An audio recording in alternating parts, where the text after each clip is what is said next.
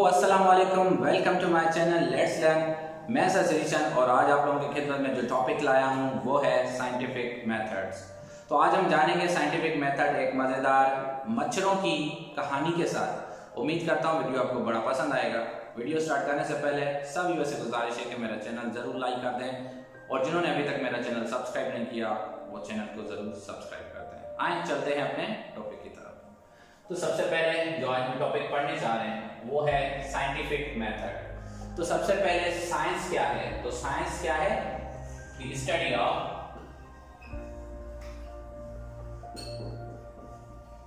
Nature.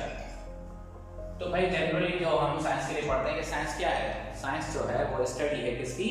Nature की। कुदरत को समझने की जो स्टडी है उसको हम साइंस कहते हैं। तो उसको समझने के लिए जो तरीका, जो प्रोसेस, जो मेथड्स, जो टेक्निक्स हम यूज कर रहे होते हैं, ठीक है, उसको हमने एक नाम दिया है साइंटिफिकली, जिसको हम कहते हैं साइंटिफिक मेथड्स। माने नेचर को समझने के तरीके, वो तरीके जो नेचर को अच्छे से समझा सकते हैं उनको हम क्या कहते हैं? साइंटिफिक मेथड्स कहते हैं। आइए जरा जान लेते हैं कि इनमें कौन से स्टेप्स जो होते हैं हमें कवर करने होते हैं। तो साइंटिफिक मेथड में जो सबसे पहले हमारे स्टेप आता है होता है ऑब्जर्वेशन। ऑब्जर्वेशन क्या होता है? किसी चीज को गौर फिक्र करना, उसको समझना, उसको जानने की कोशिश करना। और ये जो गौर फिक्र और ये समझना, ये जो ऑब्जर्वेशन हमारी होती है ये हमारे सेंसेस से होती है।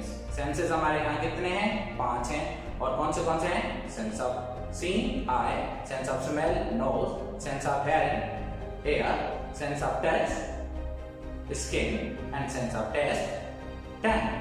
तो ये जो हमारे 5 सेंसेस हैं उसके थ्रू अगर हम किसी चीज को एक्सपीरियंस कर पा रहे हैं तो ये हमारी जो चीज है ये हमारी ऑब्जर्वेशन कहलाती है। दूसरी पॉइंट जो है हमारा हाइपोथेसिस। तो हाइपोथेसिस क्या होता है? एक पुख्ता अंदाजा, एक उक्का दुक्का हम कहते हैं, वो उक्का दुक्का बात नहीं है, यह एक पुख्ता अंदाजा होता है हमारा, उसको हम हाइपोथेसिस कहते हैं। फिर आते हैं एक्सपेरिमेंट। जब हमारा कोई अंदाजा होता है, हमने कोई चीज को ऑब्जर्व किया था और अंदाजा होता है, तो उस अंदाजे को साबित करने के लिए हम डिफरेंट सारी चीजें कर रहे होते हैं। उन प्रोसेसेस को, उन तरीकों को हम क्या कहते हैं? एक्सपेरिमेंट्स कहते हैं।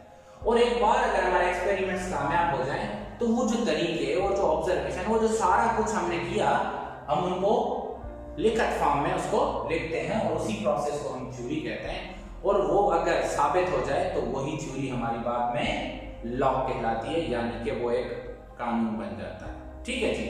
आइए जरा अब हम जानते हैं अपनी इन सारे स्टेप्स को एक मजेदार स्टोरी के साथ, जिसको हम कहते हैं मस्कीटोस स्टोरी। कैसे? आइए जरा जानते हैं।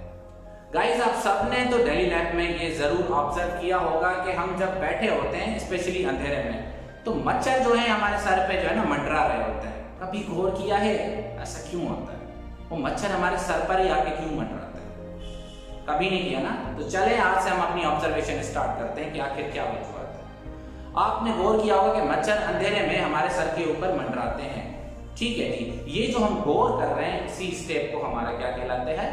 ऑब्जर्वेशन कहलाते हैं। समझ आ रही है बात? चलें जी। अब इस ऑब्जर्वेशन के बेसिस पे अगर हम कहें कि मैंने अंदाजा लगाया कि देखूं क्या मैं बालों को ऑयल कर रहा हूं, इसकी वजह से मच्छर अट्रैक्ट हो रहे हैं, क्या मेरे बालों का कलर काला है, क्या इसकी वजह से अट्रैक्ट हो रहे हैं। ठीक है जी। तो मैंने हाइपोथेसिस लगाया, अंदाजा लगाया। मैंने क्या किया भाई, एक दिन मैंने ऑयल ही लगाया, या फिर मैंने एक फैसला किया कि अब मैं हर रोज अपने बालों का जो है कलर चेंज करूंगा। एक दिन मैंने ब्लैक था, दूसरे दिन मैंने इसका ब्राउन कर दिया, फिर इसका मैंने जो है व्हाइट कर दिया। तो इस तरह से मैंने इसके क्या किए? हाइपोथेसिस के मुताबिक एक्सपेरिमेंट्स किए। पहले मैंने क्या किया? ऑब्जर्व किया, यार मेरे मच्छर अंधेरे में क्यों जो है मंडरा रहे हैं, क्या मेरे बालों को पसंद कर रहे हैं, क्या मेरे बाल काले हैं इस वजह से।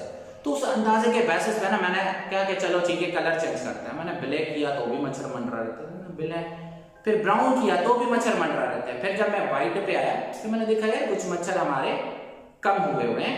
ठीक है जी। फिर मैंने कहा कि क्या पता कि ये गर्मी के बायस हो रहा है। ठीक है। फिर मैंने क्या किया? मैं ठंडी जगह पे बैठना शुरू हुआ। तो एक नतीजे पे मैं आके पहुंचा कि आखिर ऐसा हो क्यों रहा है। तो मैंने एक थ्योरी डेवलप की कि भाई ऐसा इस वजह से हो रहा है कि जो मच्छर हैं वो जो है हीट के वजह से अट्रैक्ट होते हैं, और जो हमारे सर की हीट है, ठीक है, वो ज्यादा समय तक हमारे सर पे इस वजह से भी रहती है क्योंकि हमारे बालों की वजह से जो है वो हीट बाहर इतनी आ नहीं पाती और हमारे वो सर के अंदर फंसी हुई होती है। तो इस वजह से जो मच्छर हैं वो भी हमारे अंदर अट्रैक्ट हो रहे हैं। और दूसरी पॉइंट हम आपको बताता हूँ, जैसे कलर डार्क है, ब्राउन है या ब्लैक है, तो आपको पता है कि जो डार्क और कलर्स जो भी होते हैं ना वो लाइट के जो रेज हैं अट्रैक्ट करते हैं, तो वो उस चीज से और गर्मी की शिद्दत बढ़ती है और इसी कारण जो है मच्छर जो है एक तो अंधेरे में हमारे सर के ऊपर आ रहे होते हैं और दूसरा हमारे बालों का कलर क्या होता है, डार्क होता है। और तीसरी पॉइंट क्या कि हीट की वजह से वो अट्रैक्ट होते हैं। अभी जो सारी चीजें मैंने ऑब्जर्व की और जो मेरे तजुर्बे थे वो एक कामयाब हुए। नाउ मैंने थ्योरी बना ली कि भाई अगर बालों का कलर काला होगा वन थिंग या डार्क होगा, दूसरी चीज कि अगर हम अंधेरे में बैठे हैं तो, और तीसरी चीज अगर माहौल गर्मी वाला है तो ये मच्छर ज्यादा होंगे। पॉइंट क्लियर आ रही है? तो अब इस चीज को अगर मैंने थ्योरी बना ली और ये थ्योरी अगर कामयाब हो गई तो ये थ्योरी क्या कहलाती है, लॉ कहलाती है। क्लियर हो रहा है गाइस? जी, उम्मीद करता हूं कि आपको टॉपिक जरूर समझ आएगा। सारे के सारे स्टेप इस मच्छरों की कहानी से आपके जरूर करोगे। इन दी एंड ये पॉइंट मैं जरूर कहूंगा कि ये जो बातें मैंने आपको फैक्ट्स बताए ये कोई आम फैक्ट्स या डेली लाइफ के ऐसे ही लोकल कोई एग्जाम्पल्स नहीं है, ये साइंटिफिकली प्रूव चीजें मैंने आपको बताई कि मच्छर जो है अंधेरे की वजह से, गर्मी की वजह से और तीसरा डार्क कलर्स की वजह से अट्रैक्ट होते हैं। भाई तो मच्छरों से बचना है तो ठंड में बैठो, दिमाग को गर्मी ना होने दो और हो सके तो बालों को अपने व्हाइट ही करा लो।